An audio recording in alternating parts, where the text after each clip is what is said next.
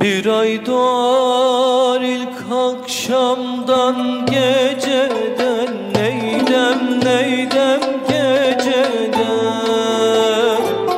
Şavkı vurur pencereden, bacadan dağlar kışımış, yolcum üşümüş, nasıl edem ben?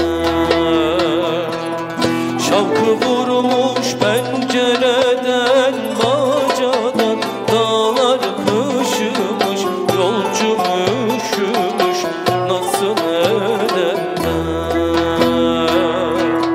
Uykusuz mu kaldın dünkü geceden, neydem neydem geceden. Uyan uyan yar, sinene sar beni, dağlar kışımış, yolcum üşümüş, nasıl edem ben? Uyan uyan yar, sinene sar beni, dağlar harami, açma yarami, perişanım ben.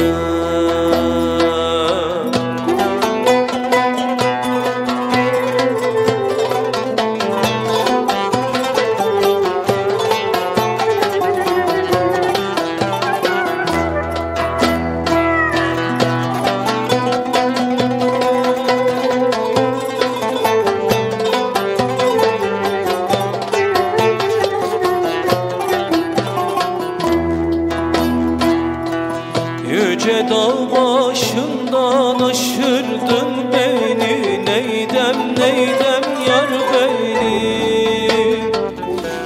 Tükenmez dertlere düşürdün beni, dağlar kışımış, yolcum üşümüş, nasıl edem ben? Tükenmez dertlere düşürdün